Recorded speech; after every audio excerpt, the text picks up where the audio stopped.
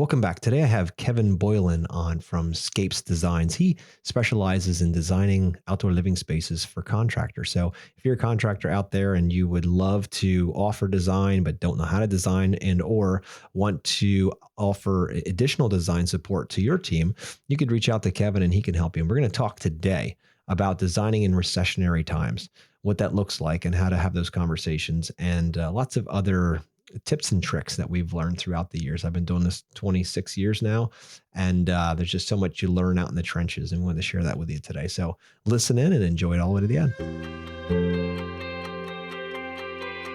Hello, and welcome to Outer Spaces, a podcast dedicated to empowering designers and contractors in the outdoor living space. Through this show, I hope to create a powerful resource for you, someone who is trying to grow their company but might not have all the tools and processes to do so. On Outer Spaces, we're passionate about breaking the chains of small mindsets and helping contractors just like you take control of their businesses and their lives. My name is Joshua Gillow, and through my 25 years of dirt under the nails experience, I look forward to sharing tips, strategies, and other contractor success stories here on the Outer Spaces podcast. Now, let's get on with the show.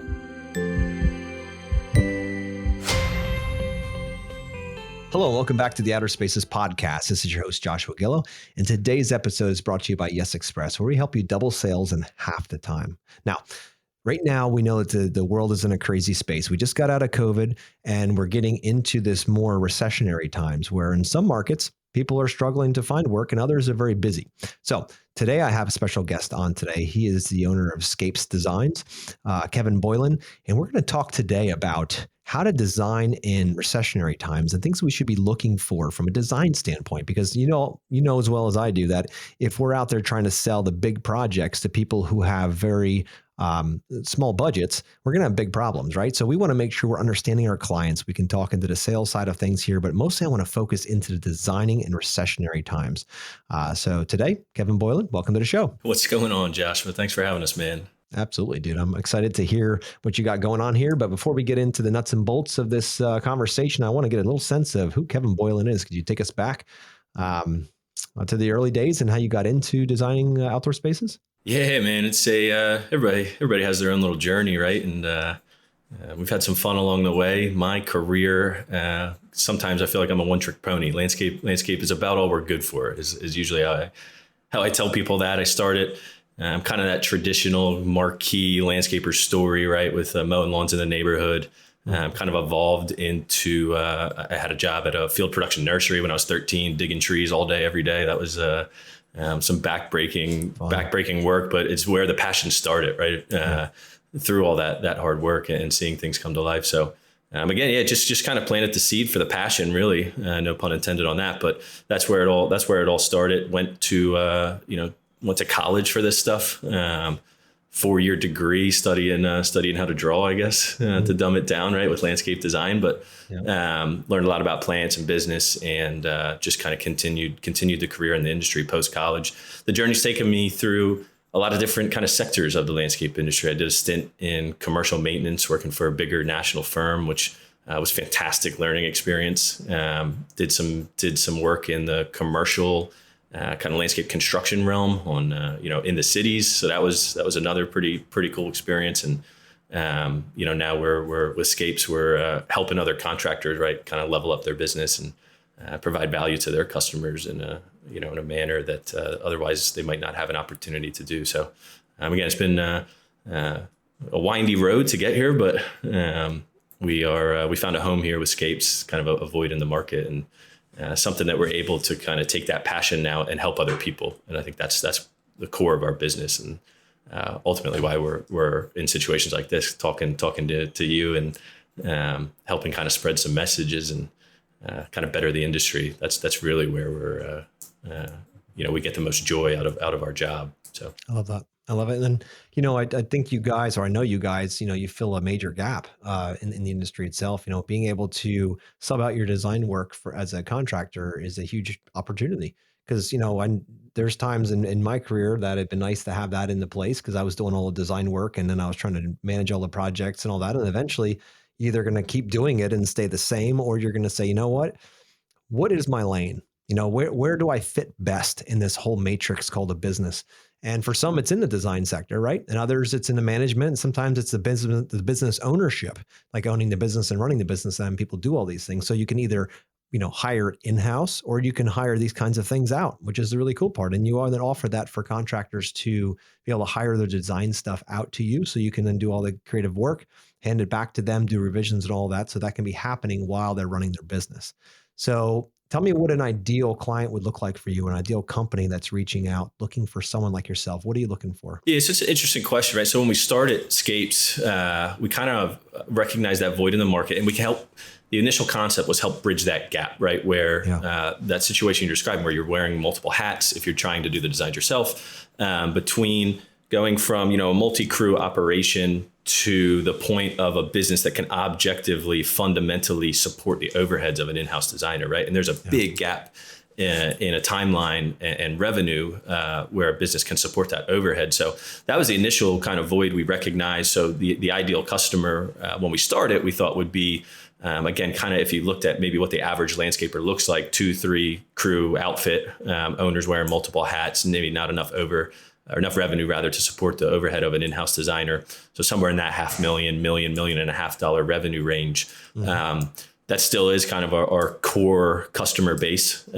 We've seen a transition here over the last year where some bigger companies are actually finding a lot more value in our services. I think, again, to probably what we're going to get into, talking about like recessions and some of that planning. I think they're on the forefront maybe of planning a little bit further out into the future, exploring solutions that they can proactively kind of reduce their overheads leading into some of those times. And so again, companies in the $3 to $5 million plus range now are finding some value in the service as well. So that's been a cool experience. We didn't really think that we would have as many solutions available to companies that size, but they're finding value in it as well. So again, anybody from we have an 18-year-old kid locally here now who we've done 3 designs for over the last few weeks here. Nice. So it's yeah, man. The young guys, not to get off topic already, but the young guys are doing some amazing things in our industry, man. It really is super cool to watch them, and now to be able to support some of them and help them along their journey has been really cool. But yeah, so anybody from really, really small guys running the one truck, owner operator route just starting up to, again, businesses doing north of 10 million, everywhere in between. We're finding some ways to again, help those businesses. So. That's awesome. And you're trying to add value first, which is what I love about your mission, why you're here. You know what I mean? It's not just, obviously we all got to make money. That's a given, but it's not, passion and focus and value is the most important piece. And, when it comes to recessionary times, times when, even if it's not a recession in your market, if people see it enough on the news, they just think it's happening, whether it is or isn't. So it's just a reality that they've created. So with that being the case, now that's high and prime on some of our clients' minds, right? So it has to be at least something we're considering so we can be in the perspective of our prospect. That's always our goal, is always to be in our client's shoes and look out in the world the way that they see it so that we can understand how to communicate best with them. And that's how we'll be most effective.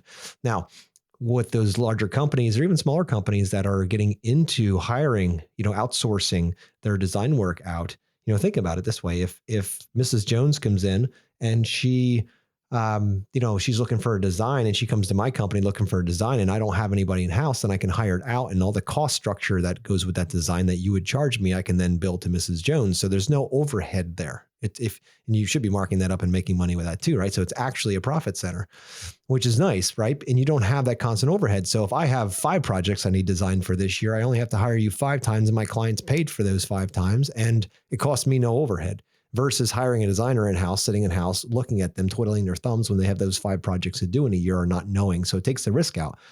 The idea that that larger companies are doing this now is common sense, right? They don't know what the future looks like.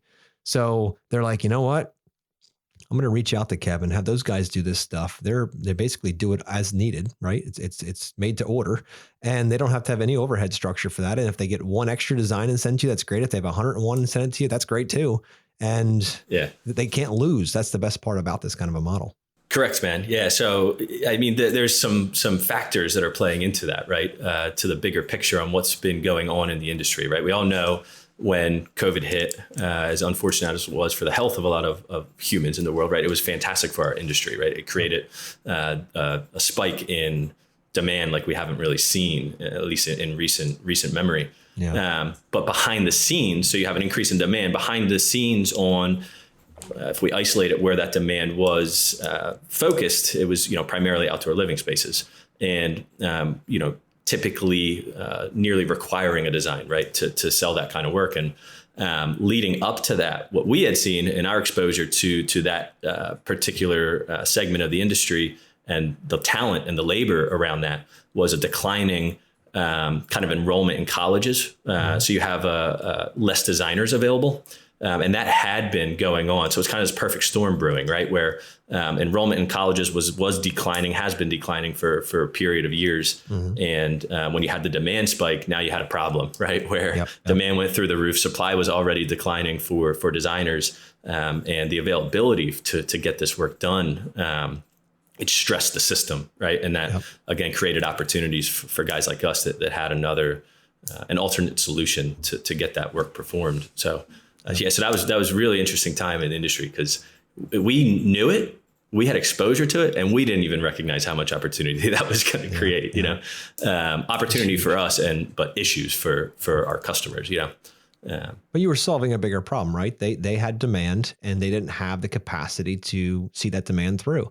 So then they plug you into the system. Next thing you know, you then have the capacity to meet that demand for them, and they can sell more projects. Because let's face it, most of us don't do designs to make the money, or, we do make money doing it, but it's more about the build, right? The money is made on the build side. So how fast can we get from hi, Mrs. Jones to we're here to dig, right? That the quicker we can do that, the faster we'll be able to make money and roll that around. So it's important to have that function that you can go in and turn that key much faster. I know we had a situation where during COVID, we were 16, 18 plus weeks out on design. So if you wanted to design, just a design, it was going to take you that long, and people were just lining up waiting. And it was crazy. I'm like, what's the number that eventually people just don't wait anymore? They just go somewhere else. And that's about where it was. But, I've been doing this 26 years now, and I've never had that much of a backlog. I didn't even know how to handle that kind of a backlog. And we were trying to hire designers at that point, and there was none to be found because everybody was pulling designers into their company. Even if you weren't good, you were getting hired. So, for you guys to start at that time and to be a third party that could function and facilitate that's pretty cool. Yeah, it was, man. And, with that, the designer rates went through the roof overnight almost, what their worth was in the industry. Again, cool if you are a designer. That's great. It's fantastic. You're making a heck of a lot more money than you were a few years ago. But a problem for businesses, right? And how do you recoup that cost, particularly if you're taking it as an overhead, right? Yeah. And how do you recover that? But yeah, that's interesting. You hit on another point, right? Like, we love getting into conversations about how to charge for this stuff. And we think that's super cool, right? Like, hey, particularly for contractors that maybe don't have familiarity about integrating designs as part of their process, or particularly outsourcing it where they have a cost now associated with can generate some questions or some fear, right? With, utilizing a service provider. But we love the conversations about how to show guys like, hey man, you can use this service. It can help you grow your company. And by the way, it won't cost you anything, So how do you coach your new people coming in that might be new to this, hiring a designer, outsourcing this work? And, even some of my classes, I have people in there that their biggest project was 15 or 20,000, and they dream about doing a $50,000 or $100,000 project. Right. So, how do you help them along to be able to sell this stuff when they've never sold design before, or have a hard time showing the value to a client that's used to getting it for free? Well, so that's the key word, right? Like value. And that's what it all centers around, is how do you communicate that value? And I think that it's part of a bigger conversation around mindset, right? At the end of the day, if you're not in the right mindset, to provide that value or communicate providing that value to a customer, it's going to be a really tough obstacle. So that's what we spend a lot of time talking to customers in that particular situation about, is coaching them on, here's the, another way to look at not only your business, here's another way to look at yourself, and kind of our industry as a whole. Right.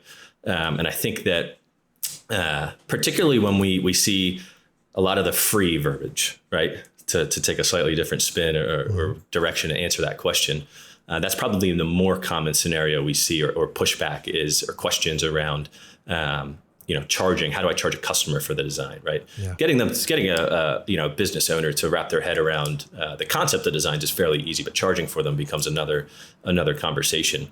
Yep. And again, I think there's some kind of some harsh truths, harsh realities, some perspectives, maybe that we look at that through, that maybe haven't been heard or haven't been told to those particular folks before. And it's really breaking the mold of, I think maybe what we look at is sometimes a quoting mindset, right? Where they're just focused on the activity and getting quotes out the door and bidding jobs, and transitioning to more of that consultative sales approach, right? And that is what will allow you to provide the value, and that's what will position you to communicate or defend or effectively position why you're charging for those services.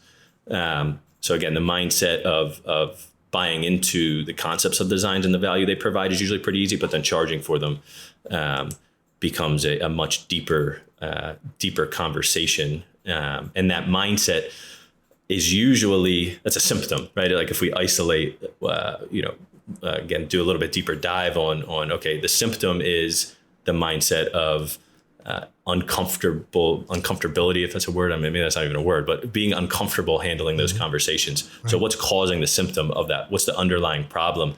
And I think that, we're kind of able to isolate that as a confidence issue, right? At the end of the day. And it's confidence in themselves, it's confidence in their business, and it's confidence in the industry as a whole, or lack thereof, right? Yep. And the value, again, to use that word, we're going to probably use that 30 more times in this conversation, but so the value, it really is. And there's no other way to kind of express it. There's no magic term outside of that, but and the value that not only they and their business provides, but the value that we provide as an industry as a whole, right? Yep. And I know we've had this conversation before about some parallels, right? And I think the lawyer parallel is a really good one that we use all the time, right? Yep. Like as a lawyer will take your phone call, right? And they'll listen to your problem and hear you out and say, cool, man, like I have some solutions for you. But as soon as they start providing recommendations or ideas or solutions, then they start charging. Right. And I think that that's the mindset that we try and kind of coach or encourage our customers to consider, is that as soon as you start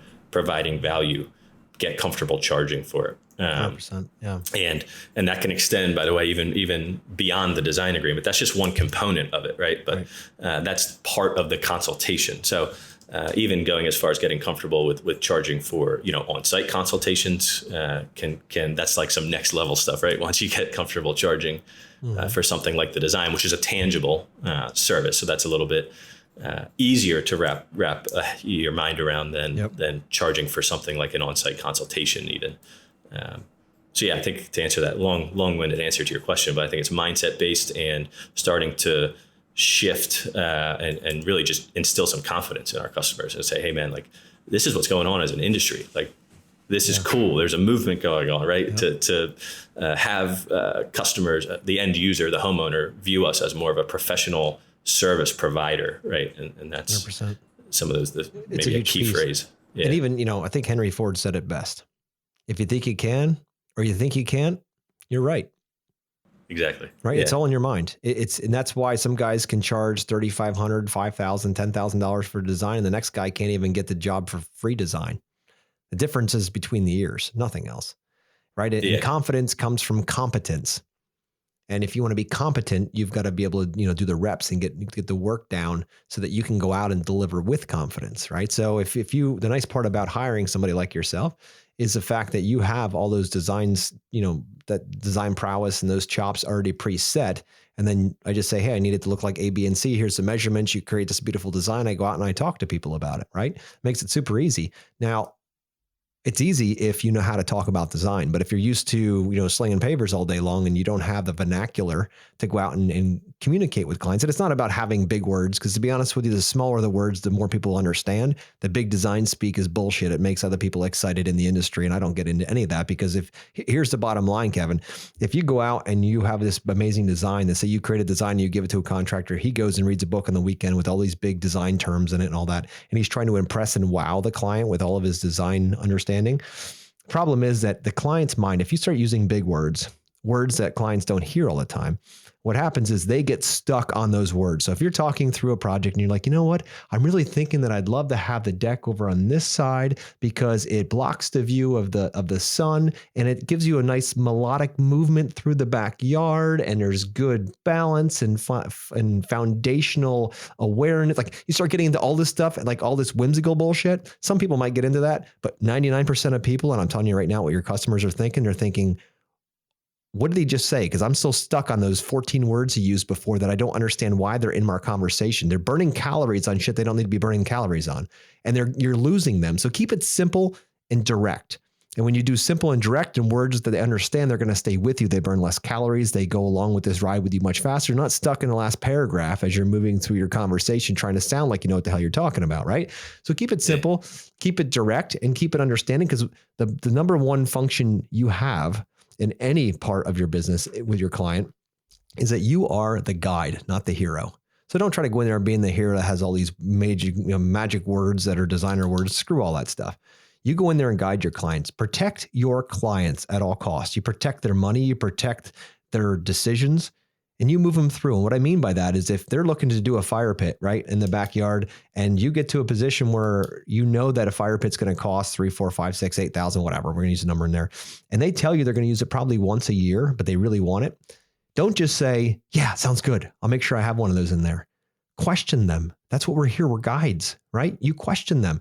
Would you really want to spend $5,000, $6,000, $7,000, $8,000 on a fire pit to use it once a year? Or as a suggestion, if you're open to the idea, what if we did a fire table out there?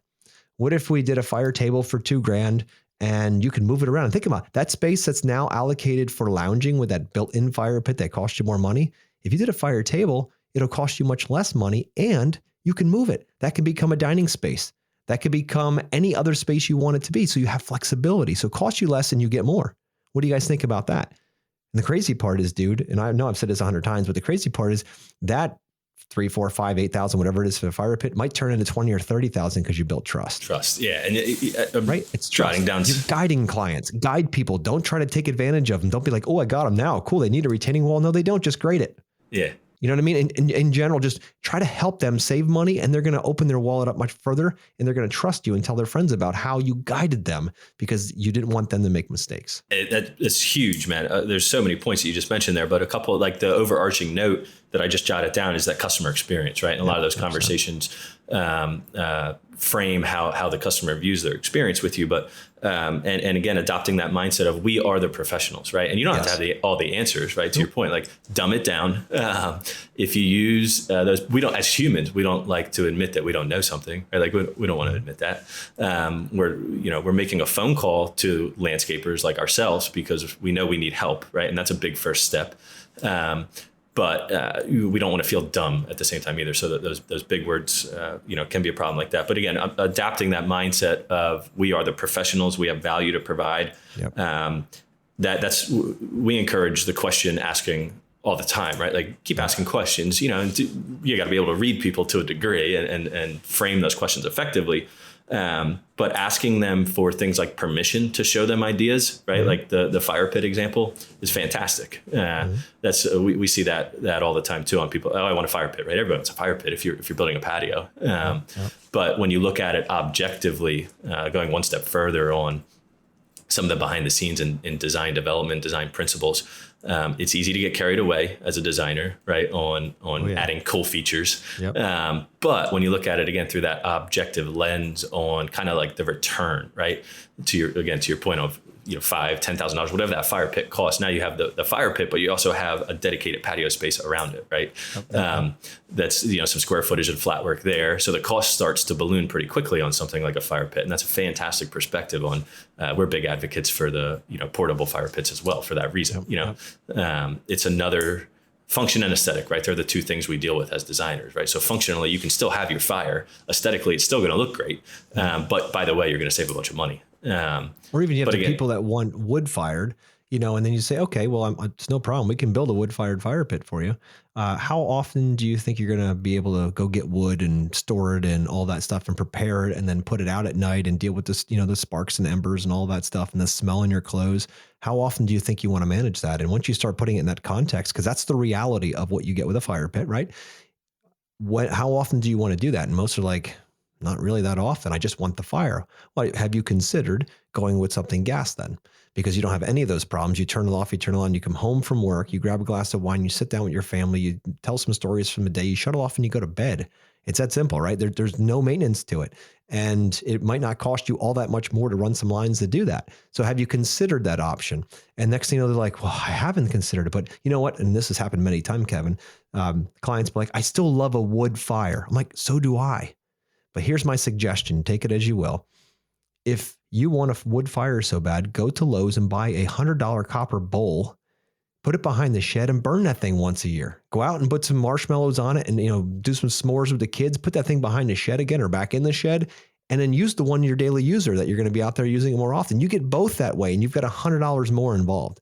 So again, this is the guide side of things that we have to help our clients with and not think, oh, you said fire pit. I've got one kit from Techo Block that I use every single time. That costs, I don't know what it costs now, $3,000, $5,000, whatever. And everybody gets the same one because that's all I know. Yeah. It's it is a little crazy. Or you can be like me, right? And just burn your fire in your grass, right? You know what I mean? You can do that too. One time you want to have a fire, man, but no, again, there's a core concept there. And you mentioned protecting the customer, but to protect the customer, you have to know the customer, right? So those questions you're describing that affords you the ability to know the customer and understand how you can best add value to them by asking those questions, by the way, too. Like not only do you get to know the customer better, but it's going to instill some trust and confidence and respect, build some of that, those fundamental principles that ultimately are going to lead them to buy from you. Because again, at the end of the day, right, that's what they're buying. They're not buying your fire pit. They're not buying your Techo Block fire pit. They're buying you as the professional that can install that and provide that value. So, and you need to differentiate yourself. Regardless if you're designing or you're hiring someone like Kevin to design for you, if your clients are looking at 3 different contractors and they all look the same, price is going to be the only thing they can go with. We just did a podcast of that with my sales coach. It was, I'm sure opened some eyes because if you have 3 different guys bidding on it and they're all bidding the same 10 by 20 patio, you're going to have the same problem, right? They're only going to look at number. You've given them no other option. But if you're going in there with client experience being your number one, guiding them throughout, having conversations like Kevin and I are having with your customers, and as soon as they said they want something, you make them fight for it, you immediately level up. You immediately become more valuable to your client, hence higher price. Just like your attorney or just like your doctor, they're equipped, they're taught to ask you good questions so they can understand things better. You expect to pay more for that. For me in this industry, I've been doing it 26 years now, and it's grown a lot, thank goodness. But we're still not to a point where someone calls an outdoor living designer and they feel like they're calling a doctor or a lawyer with that level of professionalism. We're not there yet. We've got a long way to go. And I'm not happy until we get there. To every one of us, they expect that. They expect to pay us for design because our time is just as much worth as that doctor or lawyer. The same amount. We do different things, obviously. But if we're going out there with our hands down and kind of kicking the dirt and saying, you wouldn't want to buy anything from me, would you? Right? That kind of attitude, it's not going to happen. You're not going to be able to do these things. But when you go out there with confidence, because you have competence in this and you've learned how to communicate, the next thing you know, holy crap, like the whole world opens up. You're seeing projects. If your average project is $10,000 and all of a sudden you start opening up how you communicate, then projects go 20, 30, 50, 100, 200, 500, 700. I know because that was me, Kevin. I'm not telling you, I'm not yelling at the world because I feel like I'm just mad at it. That was me. I had a hell of a time having a $6,500 conversation in the past when I first started. And then it just kept going. But a $65,000 conversation is different. It stings differently. It moves differently. There's questions. There's less of you talking and there's more of you asking questions and diving in. And then, a $500,000 conversation is different than a $65,000 conversation. So the way you get your projects to become bigger and be able to work with people like Kevin is to learn how to communicate as needed on each of those levels. It's an internal thing. Unfortunately, this is not a tool you can go buy and you can sit in your shop and have your buddies drink beer around it or polish it on the weekends or put your arm out the window of it.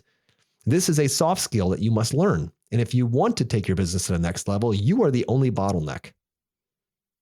Once you learn, and your business will never outpace your growth.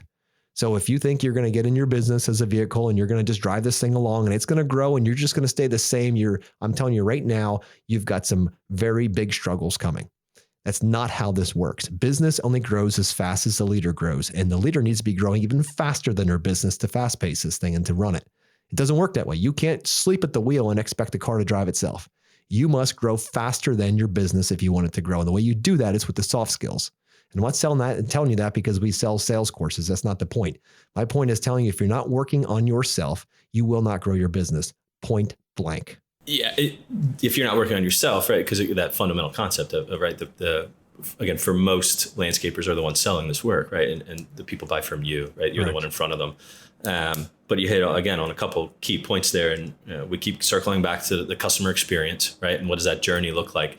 And I think that if you look at in any given market, what differentiates the kind of the bigger or marquee brands, companies in any market from everybody else, those companies, they have fundamentally figured out how to provide a exceptional client experience every time. Yep. And a lot of that, it goes hand in hand with, it is a sale, right? So it goes hand in hand with some sales best practices. But again, going back to the fire pit example that you used, and using some knowing how to position effectively the solution because that's ultimately what we're providing at the end of the day, how to position that solution to the end user, staying away from some of that industry jargon, but also knowing what's important to them, right? Like that fire pit, they don't give a shit, man. They do not give a damn about what tool you're using on that project, why the material you're using almost is better than the next one. And that can really hinder that client experience, right? If you're missing the mark on the solution that they came to you for. Yep. We're big advocates about kind of looking outside the industry for inspiration, right? Because there's a lot we can learn. At the end of the day, the core concepts of what builds an effective business or what makes an effective business is universal, right? It's not specific to any one industry. And just yesterday, actually, I shadowed my dad at work, like an 8-year-old kid, man. But he is in kind of the healthcare field, and I spent the day kind of touring with him his facilities and talking to some of the folks in their organization. And one of the sales executives, very high level sales professional at a multi-billion-dollar organization, shared a story with me. Again, we get talking about landscaping, and everybody has a story, right? Everybody that owns a home has a story about working with a landscaper, outdoor living professional. And he shared a story about building a deck, right, and a patio. And he had, a series of 4 companies come in to his home and kind of provide their solutions. A couple of them, he said, were so horrific, right? He ruled them out right away.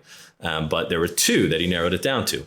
And the only difference between these 2 companies, they both provided them designs, really loved both solutions. They were different in and of themselves, but at the end of the day, they captured what he was looking for. The only difference was that one contractor who they wanted to hire got so hung up on the deck board, right? And they picked out, them being the homeowner, the end user picked out a TimberTech deck board that they liked. And this contractor was insisting that they used Trex and wouldn't bend, and lost an $80,000 installation because he would not bend on the deck board, right? Yes. And it's just, it's funny, right, when I listen to that story, but also kind of aggravating, right? Because it's like, oh, dude, come on, man. Like over a deck board, you lost that installation. Yep. And I get it, right? We all have our preferred materials, preferred vendors that they're coming from.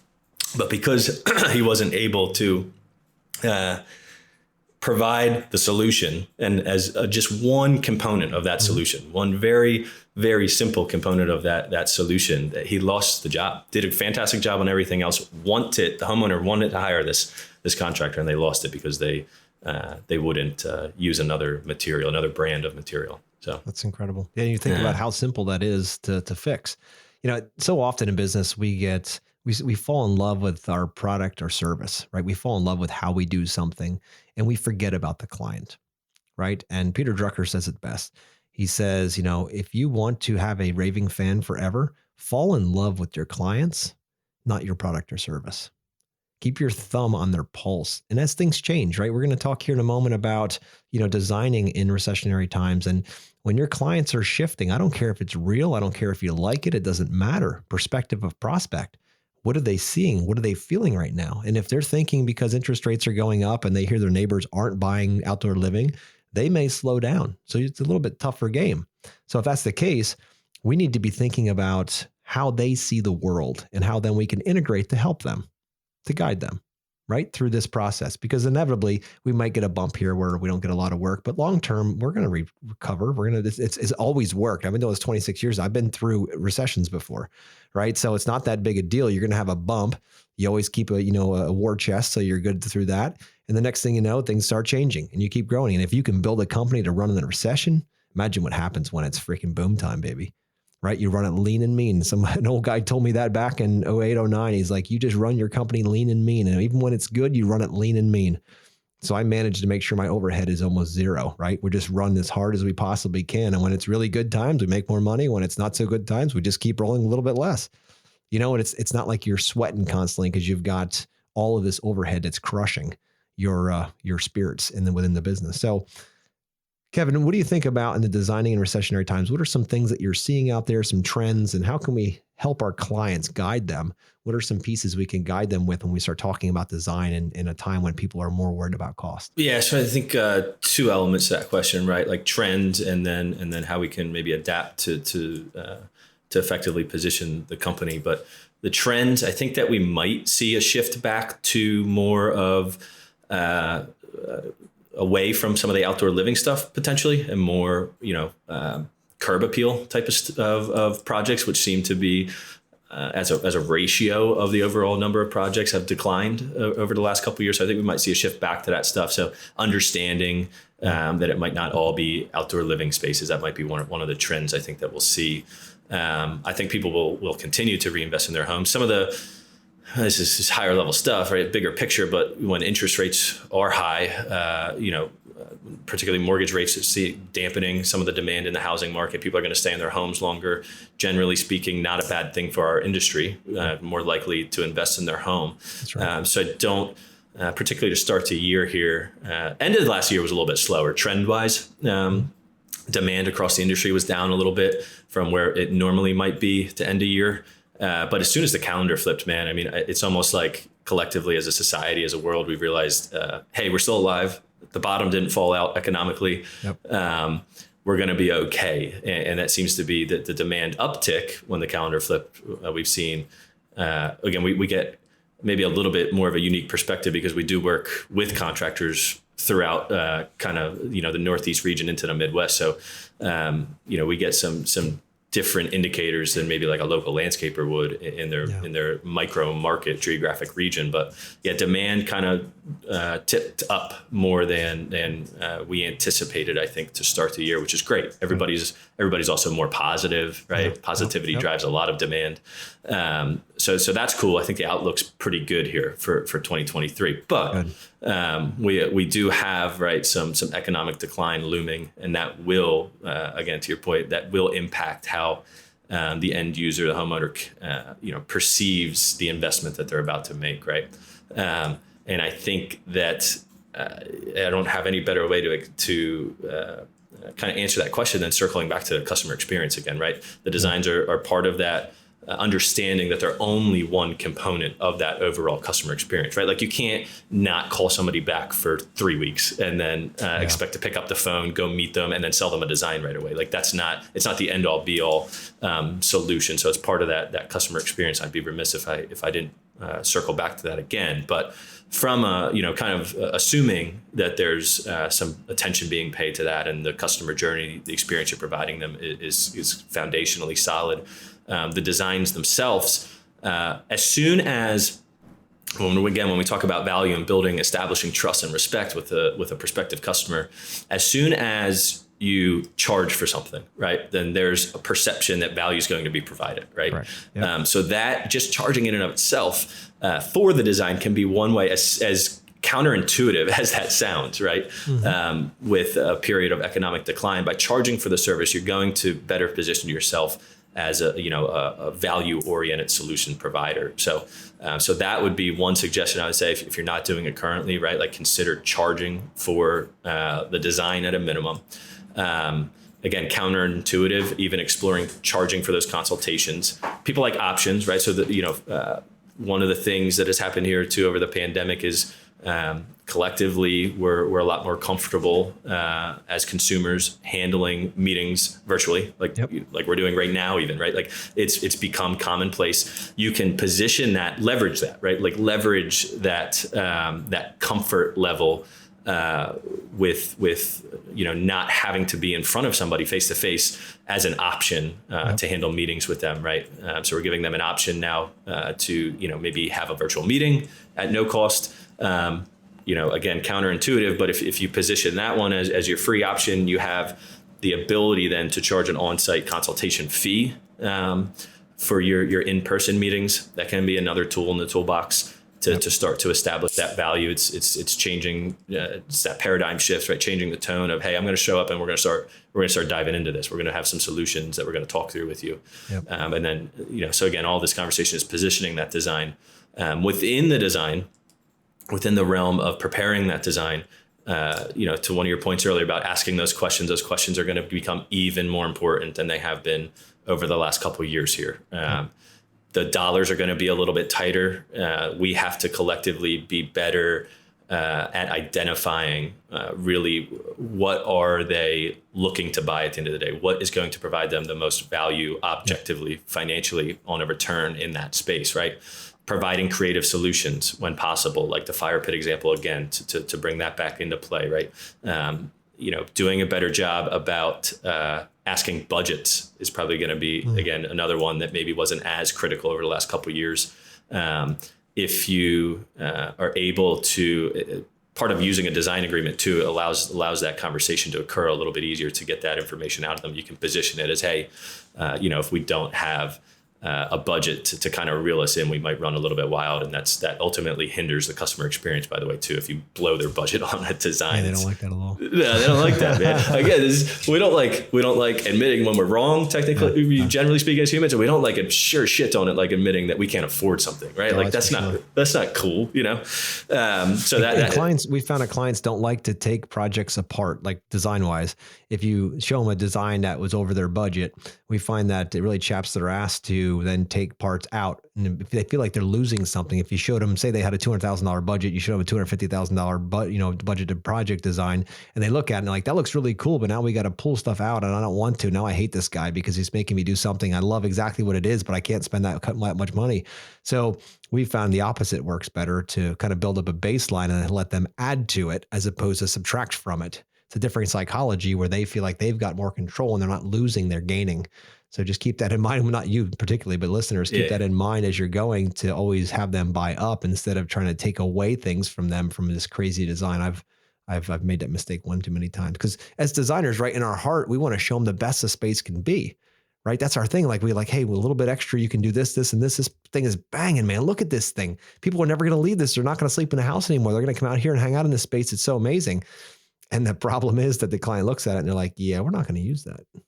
Yeah. Right. And you piss them off and it's like, oh, I didn't listen really well. And then next thing you know, you're not getting that project.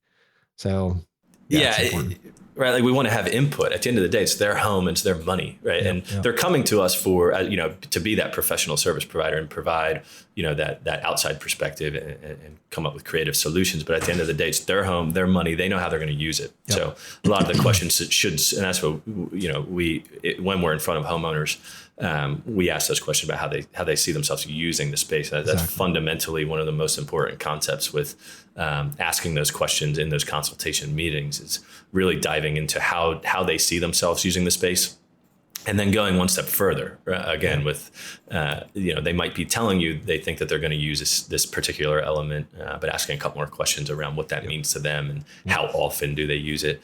Those are all position you more effectively to provide not only the initial solution in the design, but have some alternate solutions in mind. Like that's one of the other,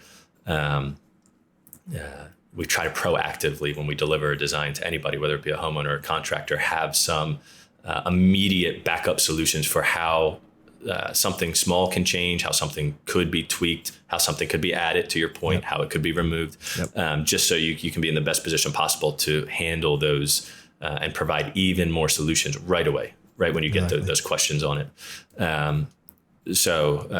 Again, that's the back end customer experience almost, right? With the design element of it. But asking the questions will essentially couple sentence synopsis of that would be it effectively positions you to provide those solutions. And if you don't ask those questions, it's going to be hard to you're creating another hurdle that you're going to have to overcome at some point, right? Exactly. Like if you don't ask those questions, you're going to get the questions then from the homeowner when you're reviewing the designs.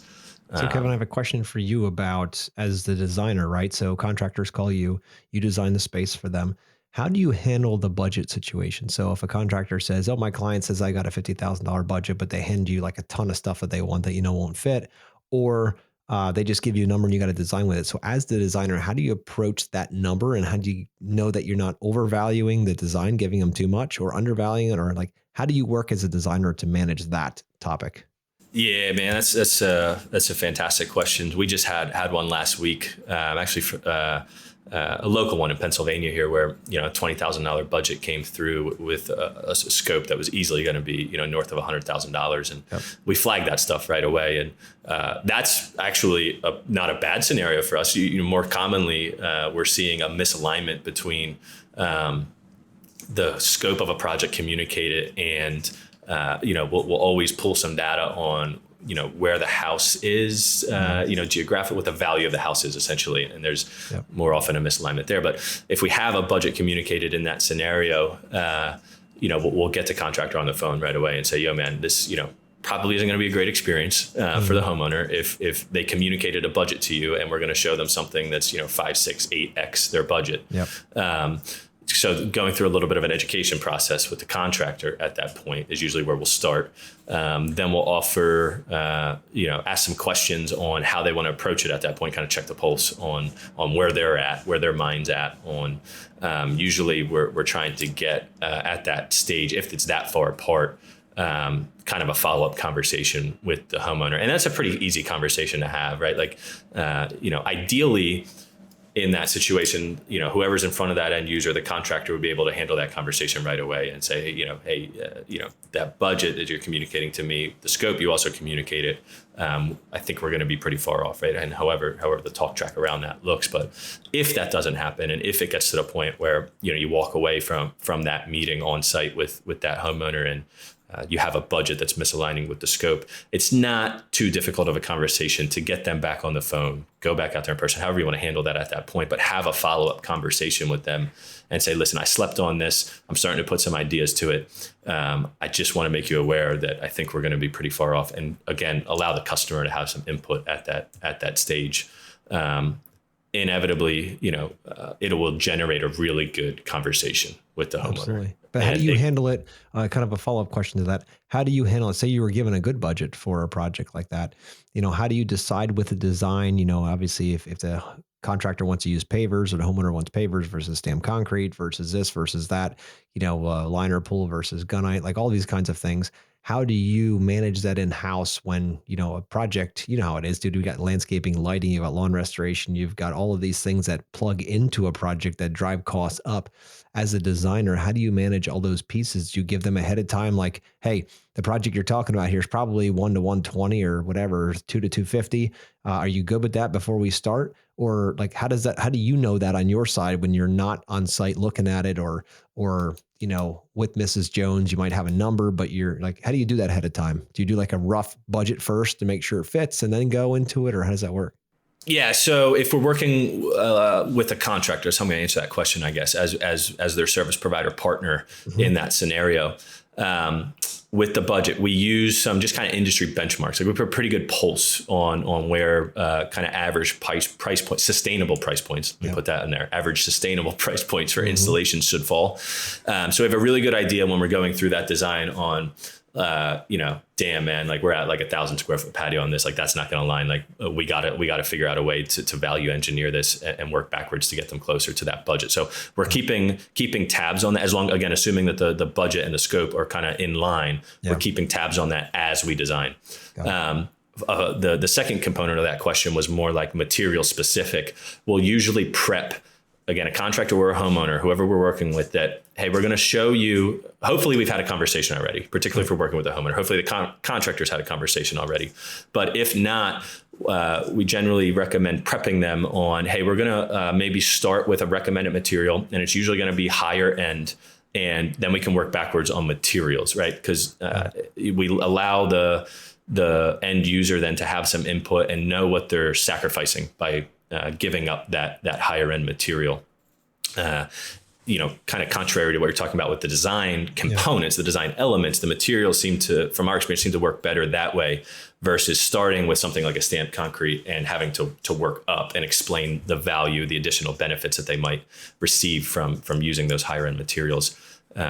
Tends to work better for, position it with the higher end stuff. And then the homeowner has an idea, the end user has an idea on what they're sacrificing by going with a lower material. And that sacrifice maybe is a little bit of a harsh word, right? But understanding at least what they, what their money is buying them, right? Obviously, Exactly. If you're spending less, you're getting less. That's normally how it works. And, we have a concept where we like to show clients what they want, what they asked for, and then show them what they can have, right? Have that option so that you have one option that lands somewhere close to their budget, and the second or third option could be things that go above it, but at least they have choices.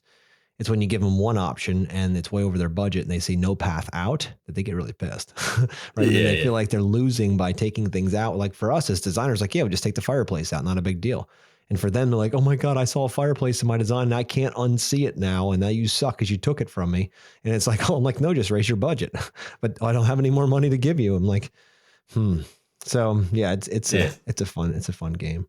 But there's I guess one final thought on that too is there's a fine line as well when there is a discrepancy in budget that if you don't, to your point, if you don't show them what they kind of want it to see and you don't kind of prep them that you might not show them that because, and if you don't do that because statement to validate why, when you go back to them and if they, had this $100,000 project in mind again and communicated maybe this $20,000 budget, and you go back and show them something that's $20,000, you're going to underwhelm them. And if you underwhelm them, it is incredibly dangerous territory to be in. It's very, very hard to establish value again at that point. It's going to be a difficult scenario to come back from. So underwhelming is pretty dangerous in designs. But so again, fine line there. But again, we try and keep the budget in mind as we're designing, not getting frivolous with it. As one of the pain points we had as contractors using outside resources ourselves at times where it comes back over designed and you're like, you don't have any time to fix it before you got to go back to present it to the customer. And you're like, dude, come on, man. Like you're putting me in a really tough spot here now, like now I got to go tell this guy, gal, homeowner that, hey, the design, it looks great. And by the way, it's like 5 times what you wanted to spend. And sorry, I just totally ignored your budget. So we had those pains. So keeping it. Had those pains too. Avoid those things. Yeah. So. Kevin, I could talk to you all day long about this subject, but before we run over here, how can people find you? If they're interested to see what you guys do, if they're contractors looking for, a design solution that you can take care of that for them so they can focus on their business or focus on the sales or the installation side, how can they find you? Yeah, so you can always call me directly on my cell phone. I love taking the phone calls, 484-241-6402. Again, that's my direct line. You can also visit us on our website, SCAPES Designs, plural on that, SCAPES Designs with an S.com. Pardon the website, it still has some direct-to-consumer language on there, but there's a contact form on there that if you fill that out, it'll come directly to me as well. So either way works, phone call or through our website, and we can follow up that way. Awesome. Well, Kevin, any other points of wisdom you want to drop here before we finish up, or have you finished that? I think I shared everything I got. That's a great conversation, man. I hope that if just a couple people take something from it, right? We're trying to help move that needle to a more professional industry, and I think that conversations like this are needed. So. Absolutely. Kevin, thank you for coming on and sharing your wisdom with us through design, and understanding that the client experience is numero uno, right? Especially in tougher times. The more you stand out, the better chance you'll have that project, in your company, and you can enjoy and impact that client's life. But you can't do it if you look like everybody else. So you got to differentiate yourself, and you can do that through conversation, through the design level of design professionalism you're bringing in.